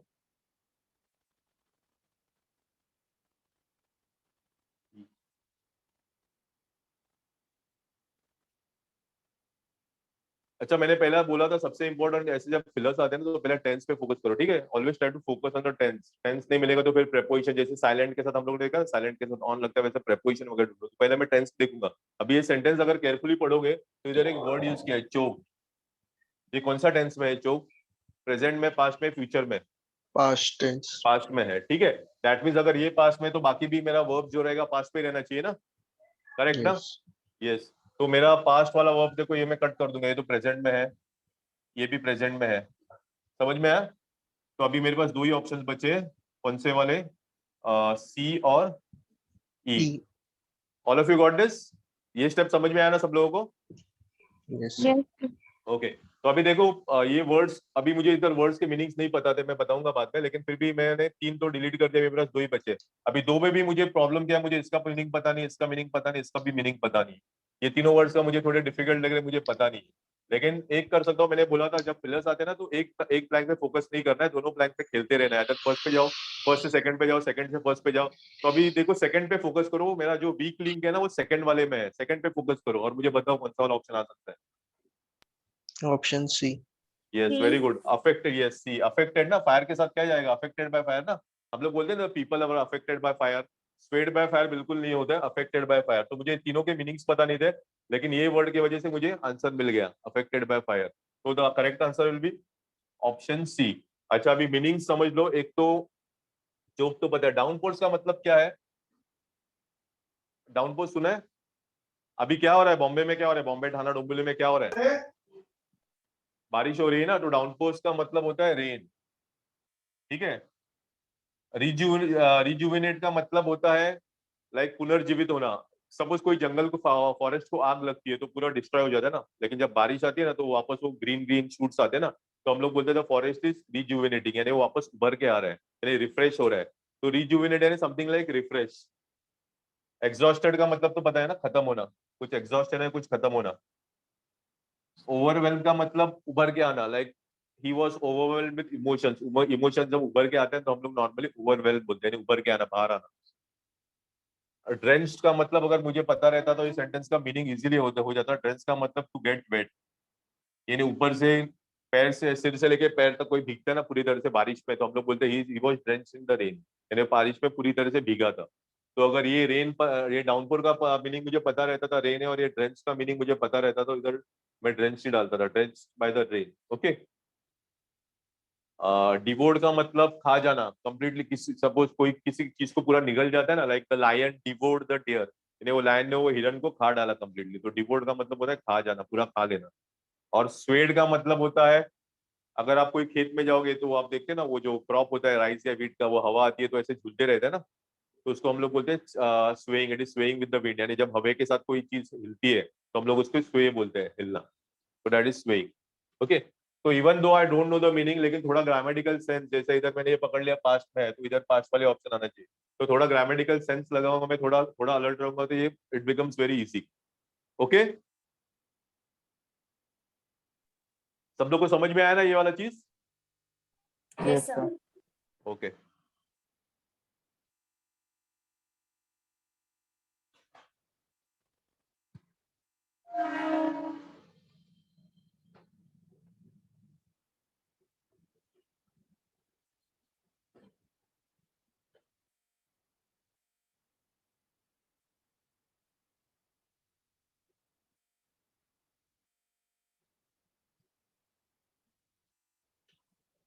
ओके, नेक्स्ट वाले क्वेश्चन जो है वो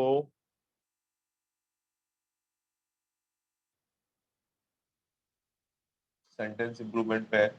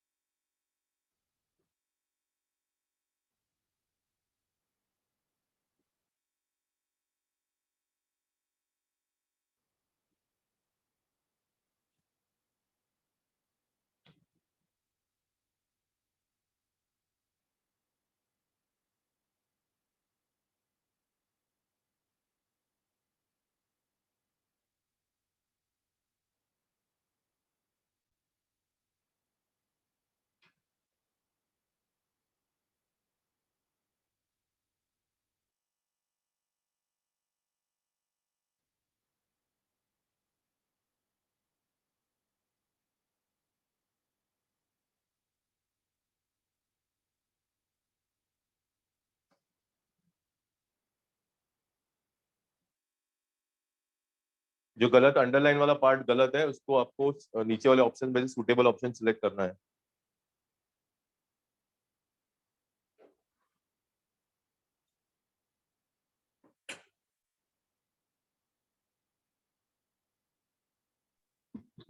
D. D, okay.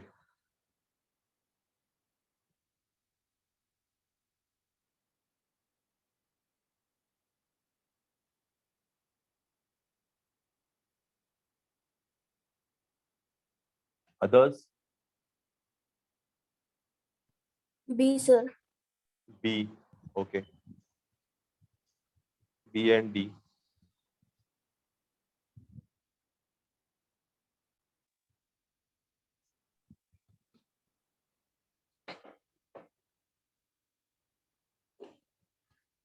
D, okay. चलो हम लोग देखते हैं एक एक ऑप्शंस। ये वाला हो सकता है, पहले बताओ, have a thorough knowledge of. हो सकता है, देखो थोड़ा ध्यान से पढ़ो तो मिल जाएगा आंसर आपको, हो सकता है ये नहीं हो सकता है। नहीं सर। यस, बराबर नहीं हो सकता, क्यों नहीं हो सकता है बोलो।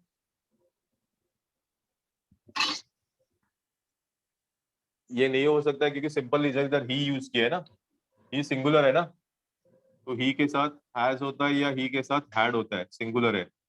दे के साथ हैव होता है ना, दे प्लूरल है, करेक्ट ना। ही के साथ कभी हैव जाएगा ही नहीं क्योंकि ये सिंगुलर है।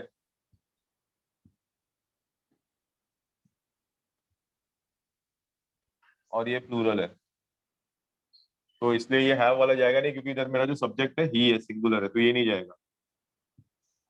सेकंड वाला had a thorough knowledge of हो सकता है, ये मैं कंसीडर कर सकता हूँ। Had a thoroughly knowledge of, क्या डिफरेंस है ये दोनों में, थरो यूज किया इधर थरोली यूज किया है, क्या डिफरेंस है दोनों के मीनिंग में, थरो और थरोली। ये जो नॉलेज है ना, knowledge, knowledge is a noun, knowledge एक नाउन है। तो अगर नाउन होता है ना कोई भी, जैसे देखो जब मैं एक एग्जांपल देता हूँ, Rahul is a smart boy, मैंने इसमें एक सेंटेंस देखा, Rahul is a smart boy, ठीक है, उसमें नाउन कौन सा है आपका बोलो, नाउन कौन सा है इसमें। Rahul is a smart boy which is the noun. एक तो राहुल है हाँ। जो प्रॉपर नाउन है, और एक बॉय है जो कॉमन नाउन है, ठीक है। ये जो स्मार्ट है वो क्या हो गया फिर, स्मार्ट मुझे राहुल के बारे में, बॉय के बारे में इंफॉर्मेशन दे रहे, तो बॉय स्मार्ट क्या हो गया, वर्ब हो गया, प्रेपोजिशन हो गया, एडजेक्टिव। एडजेक्टिव हो गया, वेरी गुड, तो ये एडजेक्टिव है, ठीक है। तो अगर इसका मतलब क्या, अगर नाउन है तो नाउन के बाजू में, अगर नाउन के बाजू में मुझे इंफॉर्मेशन देना है तो मुझे एडजेक्टिव लगेगा, समझ में आया ये कॉन्सेप्ट।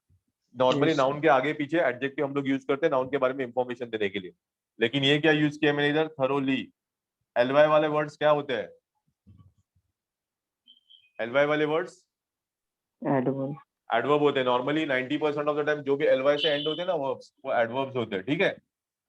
जैसे स्मार्टली, फनीली, तो दिस इज एडवर्ब, तो दैट्स व्हाई अगर ये नाउन है, जैसे नाउन के बाजू में मुझे एडजेक्टिव चाहिए तो नाउन के बाजू में एडवर्ब नहीं चलेगा, समझ में आया। तो ये नाउन और एडवर्ब का कॉम्बिनेशन हो गया जो गलत कॉम्बिनेशन है, ये नाउन और एडजेक्टिव का है, तो ये मेरा कॉम्बिनेशन हो सकता है, थरो इज अ एडजेक्टिव, तो दैट्स व्हाई ये वाला भी रूल आउट हो गया। अच्छा, हैविंग अ थरो नॉलेज हो सकता है या नहीं हो सकता है।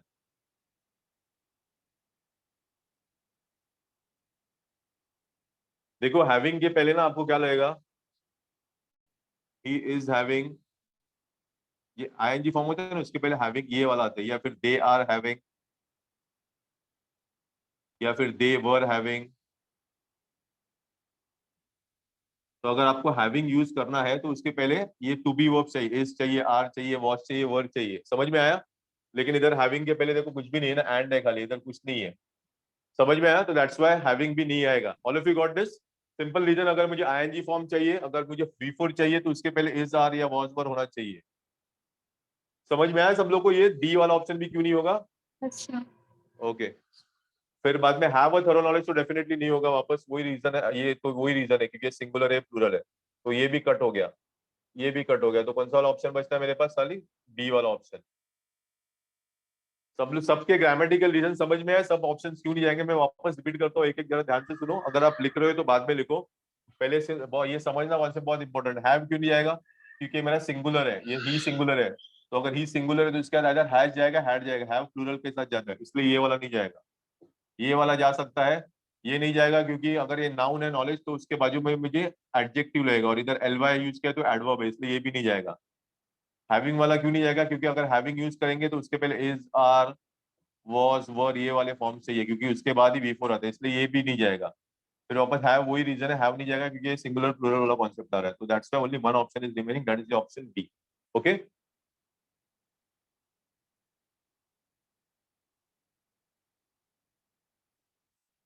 Okay, yes sir. Next one लिखता हूँ।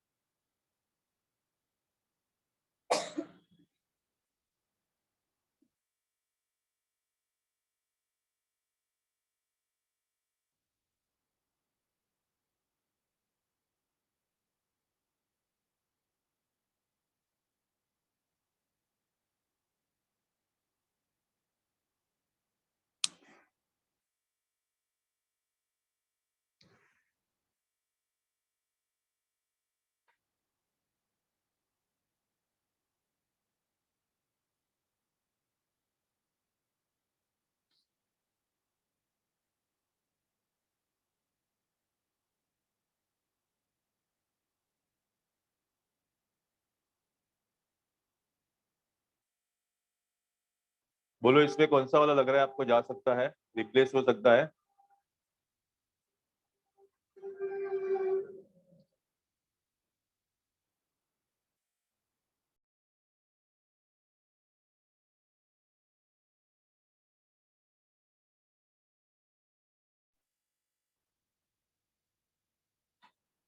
यस बोलिए।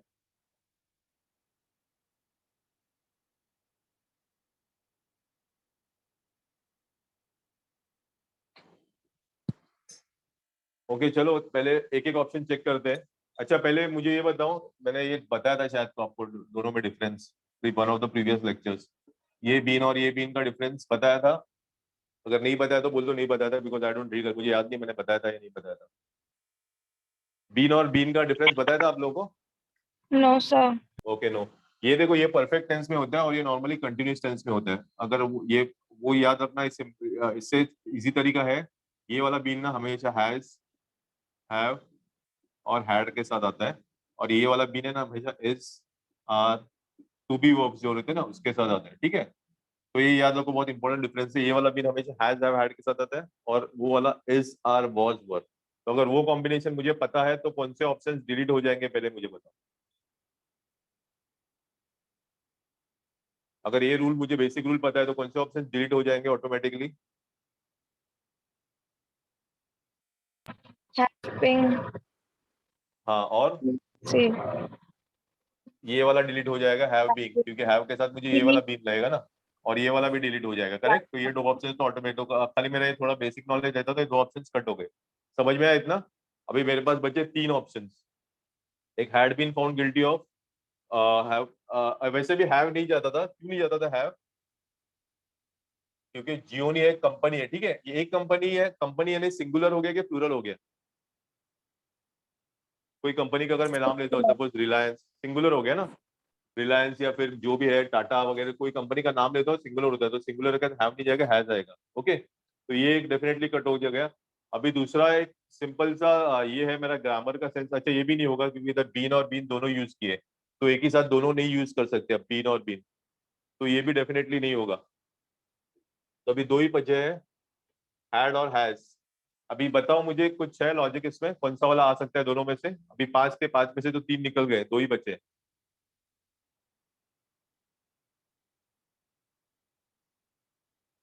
मैंने बेसिकली बोला था आपको, अगर ऐसे कुछ डाउट्स आते हैं तो दो तीन कॉन्सेप्ट पे ही फोकस करो, आइदर टेंसेस पे या फिर प्रेपोजिशन या कंजंक्शंस के ऊपर, ठीक है? दो तीन ज्यादा करके एरर्स वगैरह ना, ये तीन कॉन्सेप्ट पे ही होते हैं, या सब्जेक्ट वर्ब एग्रीमेंट पे, ठीक है? अभी देखो, जो वर्ड गिल्टी है ना, गिल्टी, एक्यूज, ये सब जो वर्ड्स है ना, उसके साथ हमेशा एक ही प्रपोजिशन आता है, ही वॉज गिल्टी ऑफ और he was accuse of. Accuse है वो गुनाहगार था, तो एक्यूज या गिल्टी ऐसे वर्ड से जिसके बाद हमेशा ऑफ ही जाता है, गिल्टी फॉर समथिंग नहीं होता, गिल्टी ऑफ समथिंग होता है, ठीक है? तो ये फिक्स प्रपोजिशन, इसको हम लोग बोलते हैं फिक्स प्रपोजिशन।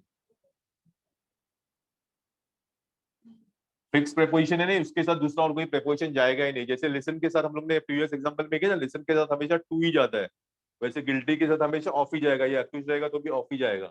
तो डेफिनेटली ये वाला डिलीट हो जाएगा, गिल्टी फॉर कभी नहीं होगा, तो गिल्टी ऑफ वाला मेरा करेक्ट कॉम्बिनेशन हो जाएगा, ठीक है? यस सब लोग को सर। समझ में आया ना? Okay, good.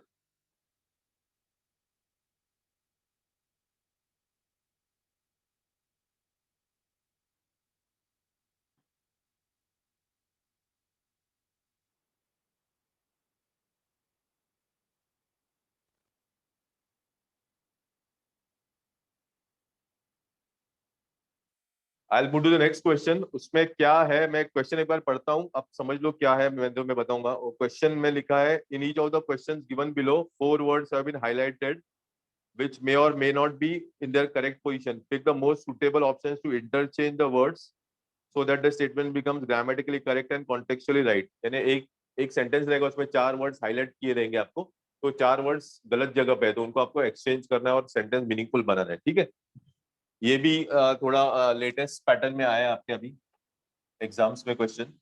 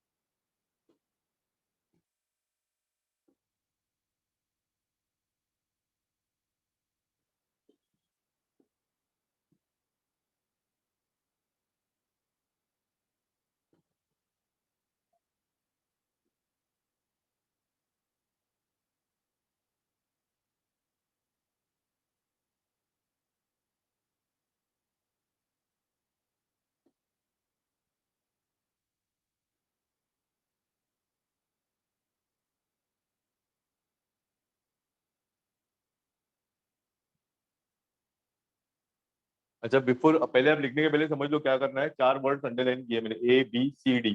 तो हो सकता है कि ये पोजीशन वर्ड के गलत है, तो आप इंटरचेंज करना है आपको ये वर्ड्स। जैसे ए इधर आ सकता है, ए सी के जगह पे आ सकता है और सी इधर जा सकता है, या फिर डी आप आ सकता है आपको एच के जगह पे, और ए और डी आपको एक्सचेंज करना पड़ेगा। और ये ऑप्शन दिए कौन सा प्रॉपर सीक्वेंस है, कहना अगर आपका पहला C D A B है, सिर्फ C D A B का मतलब ये सी वाला वर्ड इधर आ गया, ठीक है। अगर ये वाला ऑप्शन है B D C A, यानी बी वाला वर्ड आपका पहले आ गया, बी वेल्थ में बी। अच्छा ये वाला बी वाला इधर आएगा, ठीक है। तो आपको इंटरचेंज करके देखना है कौन सा बेस्ट ऑप्शन है इसमें।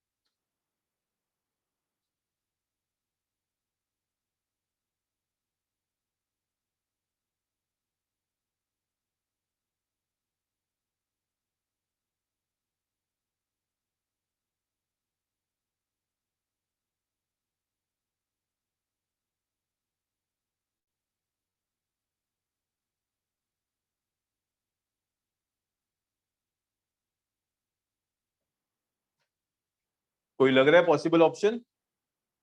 अच्छा इसको करने का एक तरीका होता है स्पेसिफिकली, पूरे पूरा वर्ड्स हम लोग कभी रिप्लेस नहीं करते। इसका मैं एक छोटा सा हिंट बताता हूँ कैसे करना। हर एक जो ऑप्शन है ना, जैसे ये वाला कॉम्पिटेटिव, उसके पहले और बाद का वर्ड चेक करो। जैसे इसके पहले बी है, उसके पहले एज है, फिर लैंडस्केप के पहले क्या अ है, टू है, ये बी के पहले हाईली है, बाद में इलेक्ट्रो, उसके आगे पीछे के वर्ड्स चेक करो तो आपको छोटा सा कुछ हिंट मिल जाएगा। नॉर्मली हम लोग ऐसे ही करते हैं, जो अंडरलाइन वर्ड है उसके आगे या पीछे देखते हैं कुछ हम लोग को कॉम्बिनेशन मिलता है या नहीं मिलता है। Option C. Option C, okay. Others? Okay देखो मैंने बोला था कि आगे पीछे का वर्ड्स देखना है। इसमें सपोज ये वर्ड है कि हाईली, ये ब्यूट के पहले हाईली है, करेक्ट। तो हाईली के साथ कौन सा वर्ड जाएगा ऑप्शन में से normally? What does my common sense से हाईली के साथ? ये कॉम्पिटिटिव। हाईली के साथ कॉम्पिटिटिव जाएगा ना, हाईली के साथ। ये तो कॉमन फ्रेज है ना, it's a very highly competitive atmosphere. Highly के साथ हमेशा कॉम्पिटिटिव ही जाता है, करेक्ट ना? सब लोग को पता है ना ये? हाईली कॉम्पिटिटिव सुना है ना हम लोग ने बात बहुत बार। yes sir. हाँ, तो दैट मीन्स हाईली कॉम्पिटिटिव जाएगा। इसलिए मैंने बोला आगे पीछे के वर्ड देखो, जैसे ब्यूट के पहले हाईली है, तो हाईली के साथ मैं मैच करूंगा, कॉम्पिटिटिव जाता है, लैंडस्केप या ये जाता है, तो हाईली कॉम्पिटिटिव डेफिनेटली जाता है। दैट मीन्स उसका मतलब क्या हो गया, कॉम्पिटिटिव किधर आना चाहिए, कॉम्पिटिटिव जो वर्ड है किधर आना चाहिए, कौन से पोजीशन पे आना चाहिए? सी। के बाद सी के पोजीशन में, यानी इधर आना चाहिए ना, ये वाला सी की जगह पे ए। यानी ए वाला, अभी ए का जो फर्स्ट पोजीशन था, अभी कौन से पोजीशन पे चेंज हो गया ए, बताओ? सी के ए जो फर्स्ट था अभी थर्ड हो गया ना, ए इधर से इधर आ गया, ये पहले फर्स्ट था, फर्स्ट सेकंड थर्ड, यानी मेरा ए थर्ड पोजीशन पे होना चाहिए, करेक्ट। तो अभी मैं खाली ऑप्शंस देखूंगा, देखो ए थर्ड पोजीशन में कौन से वाले ऑप्शन में है, बताओ ए थर्ड वाले पोजीशन में कौन से वाले ऑप्शन में है? फर्स्ट। फर्स्ट। फर्स्ट ऑप्शन में थर्ड वाला है। तो मैं यही देखूंगा, बाकी मुझे कुछ करना ही नहीं, बाकी मैं अपना टाइम वेस्ट नहीं करूंगा, क्योंकि एग्जाम में टाइम बहुत प्रेशियस होता है। आपको 30 क्वेश्चंस करने 20 मिनट में, समझ में आया? तो ये थोड़े थोड़े ट्रिक्स अप्लाई करो, पूरा करते नहीं बैठना है, पूरा करते बैठोगे तो 1 मिनट से ज्यादा लगेगा, ठीक है। तो इसका एक सिंपल सा स्ट्रैटेजी है, जो अंडरलाइन वर्ड है ना उसके आगे पीछे वर्ड ढूंढने हम लोग को, और उसके साथ देखना है कौन सा वाला मैच हो रहा है। समझ में आया है सब लोग को? Yes, yes sir. Okay.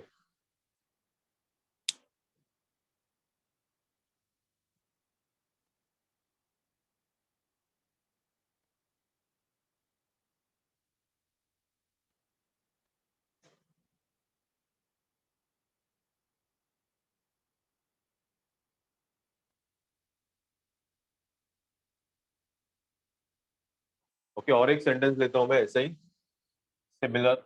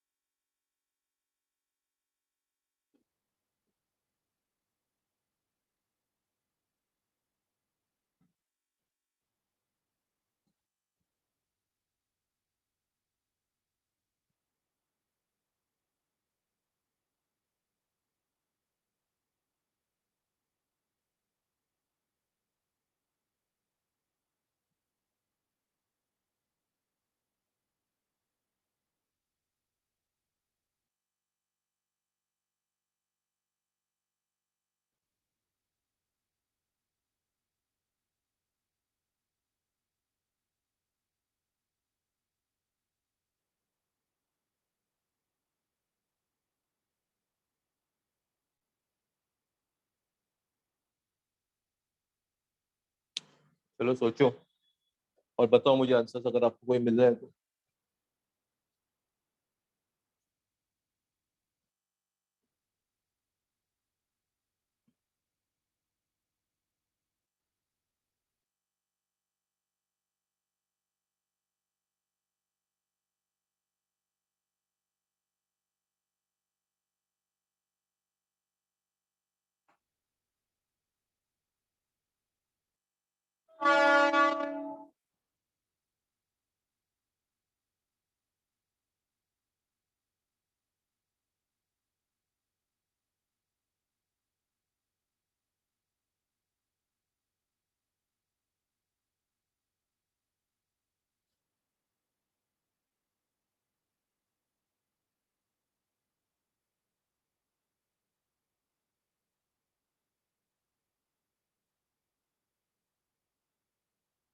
Any possible answers?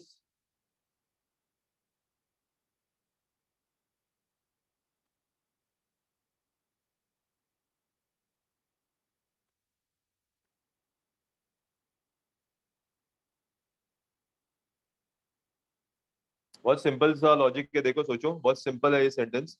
थोड़ा मैंने जैसे बोला, आगे और पीछे के वर्ड जो ब्लैंक थे ना अंडरलाइन, उसके आगे और पीछे के वर्ड्स देखने हैं और बाद में सोचना है थोड़ा, तो जो भी ब्लैंक है उसके आगे पीछे के वर्ड्स देखो, आपको शायद से हिंट मिल जाएगा।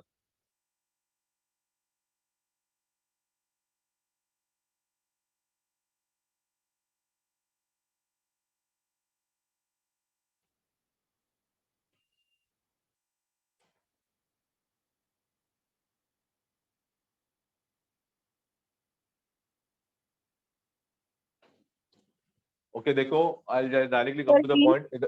Sorry, D answer. D. Okay एक minute, just let me check. D वाला, यस यस यस, गुड। क्या लॉजिक यूज किया बोलो आपने? पूरा किया या कुछ ट्रिक यूज किया? पूरा किया, ट्रेडिशनली दोनों करेक्ट है, वैसे भी डी करेक्ट है आपका answer. Sir, commenters have busied themselves with web ऐसे सर्च यस यस, किया. हाँ जो बराबर। इधर देखो, मैंने बोला था जो ऑप्शन है ना उसके आगे पीछे के वर्ड ढूंढने हैं। जैसे इसके पीछे हैव है, ठीक है, तो हैव के साथ क्या यूज करता होता है बोलो? और बहुत बार किया है हम लोग ने, हैज हैव हैड रहेगा तो क्या होता है उसके बाद? हैज हैव हैड रहेगा तो वर्ब का कौन सा फॉर्म आता है? Fourth form. फोर्थ फॉर्म नहीं आता है, थर्ड फॉर्म। ये लिख लो सब लोग बाद में, ये देखो ये सिंपल, ये बहुत बेसिक है, सब इधर आपको आता है। हैव हैज हैड रहेगा तो थर्ड फॉर्म आता है। इज, आर, वॉज, वर रहेगा तो उसके साथ हमेशा फोर्थ फॉर्म आता है। टू, डिड, टू और डिड जैसे वर्ड्स रहेंगे तो उसके साथ हमेशा फर्स्ट फॉर्म आता है। तो ये बेसिक चीज लिख लो, ये आपको पता होना चाहिए लेवल पे, ठीक है? पहले ये लिख लो, बाद में मैं एक्सप्लेन करता हूँ ये सेंटेंस।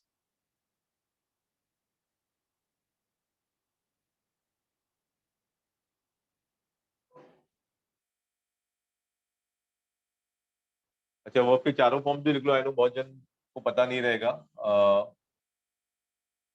मैं वही एग्जांपल लेता हूँ, प्ले, प्लेड, ईडी वाला। प्लेड या प्लेइंग, या फिर ईट, eight, eaten, eating, V3, V4, ठीक है? तो बेसिकली अगर ईडी और ईएन रहेगा, ये वाले वर्ड्स रहेंगे, तो वर्ब का थर्ड फॉर्म होता है।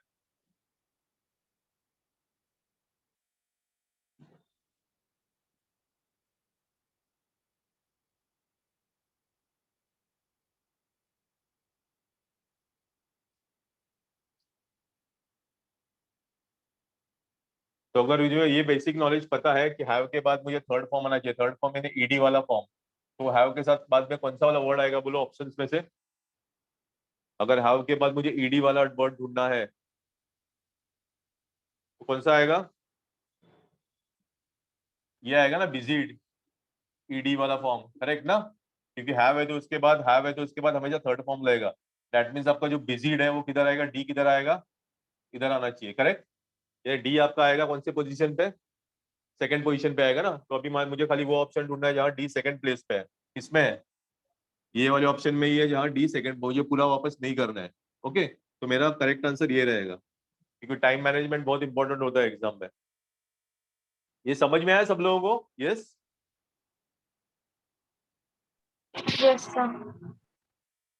ओके, ठीक है, चलो टाइम भी हो गया वैसे भी, तो आई होप सब कॉन्सेप्ट समझ में आए। Will meet in the next lecture next week. Okay, thank you.